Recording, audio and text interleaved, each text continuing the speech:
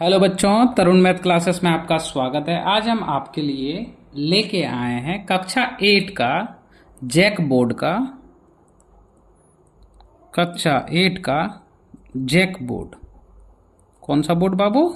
JAC board का प्रश्नावली 11.3। तो क्वेश्चन नंबर 1 से स्टार्ट करते हैं। क्वेश्चन नंबर 1 कह रहा है निम्नलिखित कथन सत्य है अथवा असत्य। ये सत्य है अथवा असत्य। तो चलिए हम लोग क्वेश्चन नंबर 1 से स्टार्ट करते हैं।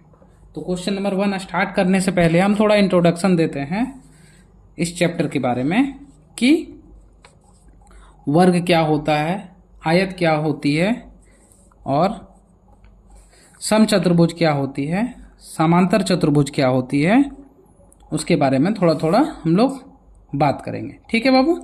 देखिए, वर्ग क्या होता है? जिसकी चारों भुजा आपस में क्या हो, बराबर हो, उसे क्या कहेंगे? वर्ग। आयत जिसकी आमने सामने की भुजा, मतलब ये भुजा इसके बराबर, ये भुजा इसके बराबर होती है। और समलंब क्या उसको बोलते हैं? समांतर चतुर्भुज। समांतर चतुर्भुज। समांतर चतुर्भुज कहती है कि ए और बी ये भुजा इसके बराबर होती है। ठीक है। और ये इसमें क्या है? पैरेलल है। समचतुर्भुज कहती है कि और ये भुजा इसके बराबर हो जाएगी, ये भुजा इसके, ये भुजा इसके बराबर। और लेकिन समचतुर्भुज में क्या, ये भुजा सामने वाली भुजा के नहीं, उसके बगल वाली भुजा के बराबर होती है और ये भुजा इसके बराबर होगी। ठीक है। इसी प्रकार अगर पतंग जैसा आपको मिल जाए तो ये इसके बराबर और ये भुजा इसके बराबर होती है। ठीक है। तो चलिए अब हम लोग क्वेश्चन स्टार्ट करते हैं। कह रहा है निम्नलिखित, क्या कह रहा है बाबू? निम्नलिखित कथन सत्य है अथवा असत्य। और सभी वर्ग आयत होते हैं। वर्ग को आयत बोल रहा है, ध्यान से देखिए। सभी वर्ग जो है वो आयत होगा। ये बन सकता है, बन सकता है। क्यों? क्योंकि आयत का प्रॉपर्टी आमने सामने की भुजा बराबर होती है। जबकि मेरा वर्ग में देखिए, ये भुजा बराबर ये भुजा और ये भुजा बराबर ये भुजा है कि नहीं है? भले सारा भुजा सेम है, पर आयत का प्रॉपर्टी क्या कहता है? सामने भुजा, मतलब ये जितना है वो इतना है कि नहीं है, ये जितना है उतना है कि नहीं है। यानी ये मेरा कथन सत्य है। हम बोल सकते क्या है? ट्रू है। कोई दिक्कत नहीं। बोला सभी समांतर चतुर्भुज समचतुर्भुज होंगे। अभी हम लोग बात किए सभी समांतर चतुर्भुज। पूरा सभी समांतर चतुर्भुज समचतुर्भुज हो सकता है। देखिए, इसका ये भुजा ये इसके बराबर होता है, जबकि ये आमने सामने के बराबर होती है। लेकिन देखिए, अब बोलिएगा कि आयत में भी तो आमने सामने की भुजा बराबर होगी। लेकिन बाबू, आयत में क्या होता है? प्रत्येक कोण 90 डिग्री होता है, तब हम उसको आयत बोलेंगे। आमने सामने की भुजा बराबर होने के बाद प्रत्येक कोण 90 डिग्री यानी एक समकोण बने, तब हम उसको आयत बोलेंगे। लेकिन यहां समकोण की आवश्यकता नहीं होती है। ठीक है। तो देखिए, दूसरा नंबर क्या हुआ? सभी समांतर चतुर्भुज समचतुर्भुज होंगे? नहीं बाबू, क्या हो जाएगा? फॉल्स, यानी असत्य। ये सत्य, ये असत्य। पूरा सभी वर्ग समचतुर्भुज होते हैं। ध्यान दीजिए, सभी वर्ग, ये वर्ग है, समचतुर्भुज होगा। समचतुर्भुज यानी बोल रहा है कि ये इसके बराबर होगा और ये इसके बराबर होगा। देख लेते हैं, ये इसके बराबर है, ये इसके बराबर। हाँ है बाबू। क्यों? क्योंकि वर्ग का सभी भुजाएं क्या होती है? समान। तो क्या बोलेंगे? ट्रू है। चलिए अगला क्वेश्चन बोल रहा है सभी पतंग समचतुर्भुज नहीं होते हैं। देखिए, पतंग बोल रहा है समचतुर्भुज, मतलब ये भुजा इसके बराबर और यहां की भुजा अगर देखा जाए, देखिए इसमें क्या है? यहां पे एंगल बन रहा है, ये इसके बराबर, और यहां पे कौन बना है? ये इसके बराबर होती है।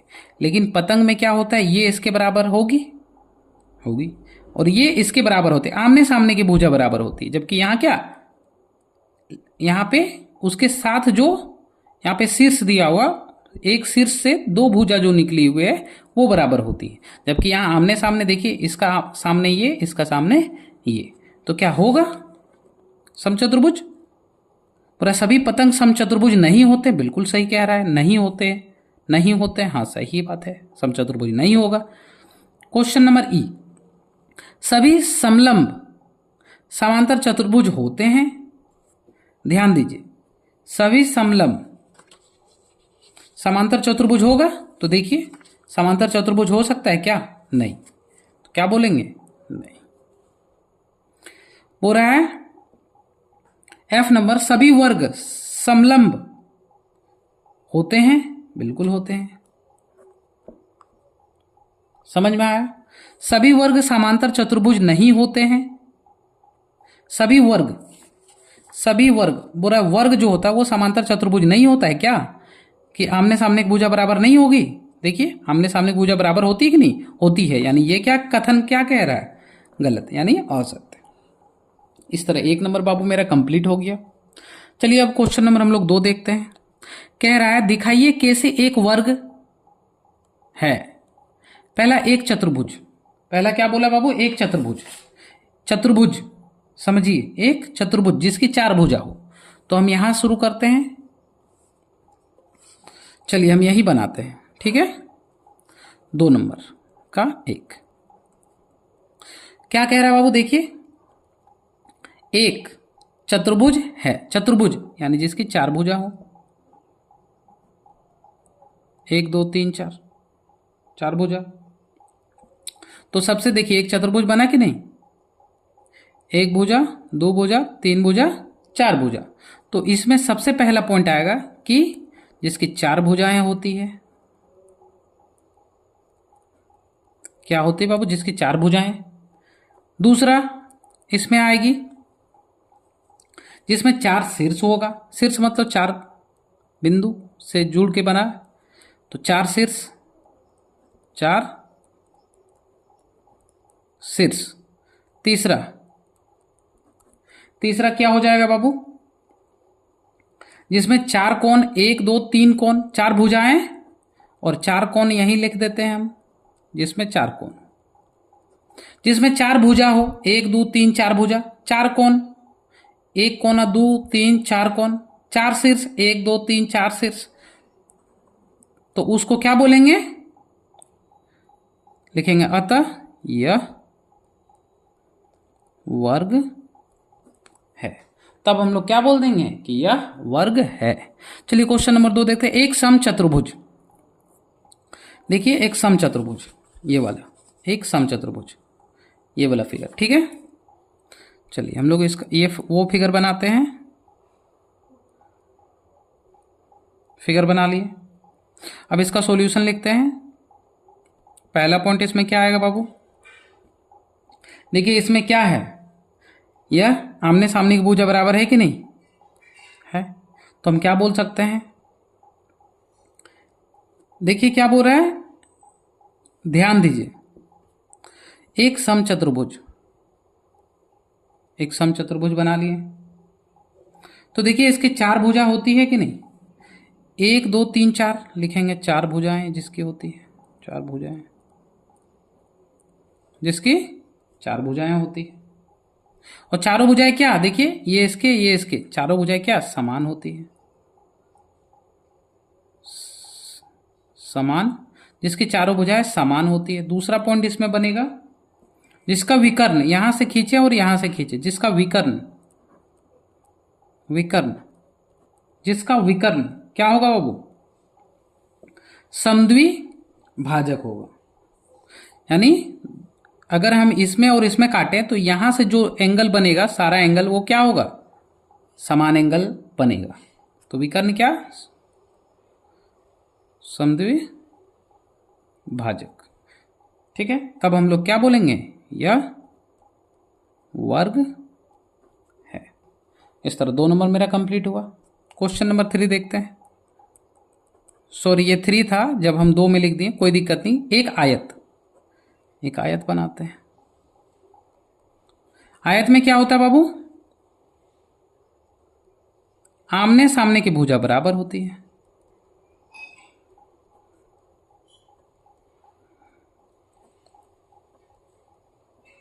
आमने सामने की भुजा बराबर। दूसरा पॉइंट क्या लिखेंगे?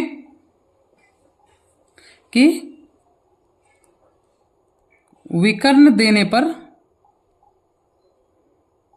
या विकर्ण बराबर होते हैं। अगर दो विकर्ण खींचे, मान के चलिए ये बना रहे हैं हम एक आयत, हमने ये इसके बराबर विकर्ण खींचे तो क्या हुआ, दोनों बराबर हुआ कि नहीं, तो हम क्या बोलेंगे, यह वर्ग है। ठीक है। और एक इसमें बचा हुआ क्वेश्चन नंबर 2 में कि एक समलंब है,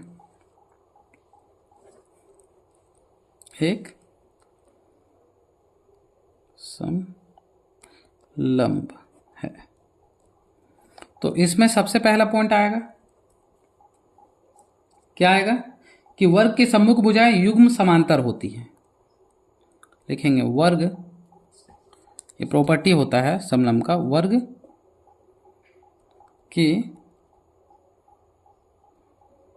सम्मुख भुजा का युग्म समांतर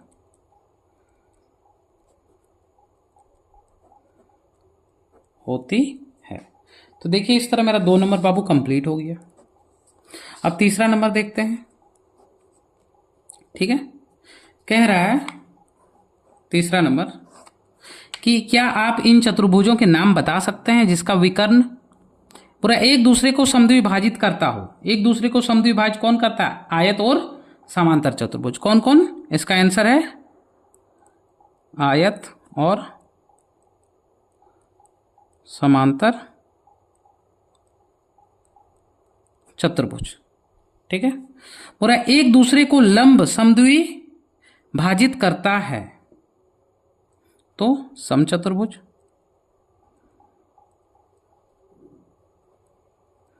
समचतुर्भुज और वर्ग क्या करता है बाबू, एक दूसरे को समद्विभाजित करता है।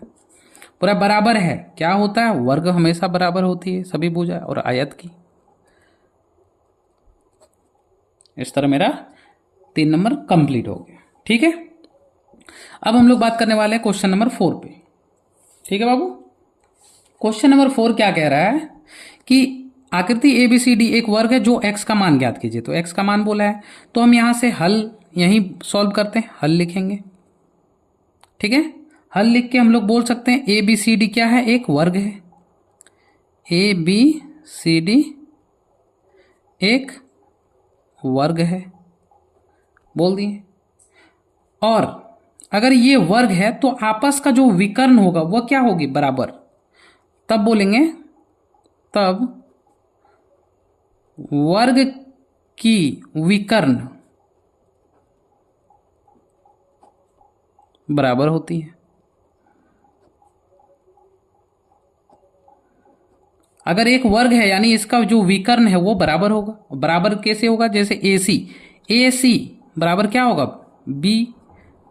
DB या BD, तो AC बराबर BD।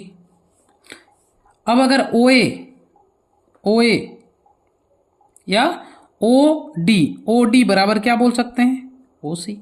तब हम लोग देखो, जब ये बराबर हुआ यानी ये भी आपस का बराबर है, तो OD बराबर OC बोल सकते हैं। इसलिए OD बराबर OC। OD का मान कितना है, 2x - 3 बराबर यहाँ कितना है बाबू, x + 1। अब इसको सॉल्व करते हैं। देखिए यहाँ पे 2x है और यहाँ x बराबर किधर गया, तो और x यहाँ प्लस बराबर किधर आया, तो क्या हुआ, -x। और यहाँ पे 1 है तो 1। अब देखिए ये माइनस है, बराबर किधर आया, तो क्या हुआ, +3। तो आप ध्यान दीजिए यहाँ पे 2x में एक x गया, क्या बचा, x। और 1 + 3 कितना हो गया, 4। यानी x = कितना आया, 4। यानी x का मान कितना आया बाबू, 4। तो देखिए यहाँ x बिठाइए, 4 यानी 2 × 4 - 3, 4 दूने 8, 8 में 3 गया तो 5। और ये कितना, 4 + 1 यानी 5। देखिए ये भी 5 ये भी 5 बराबर हुआ, यानी ये मेरा सही हुआ। अगर वीडियो आपको अच्छे लगे तो लाइक कीजिएगा बाबू।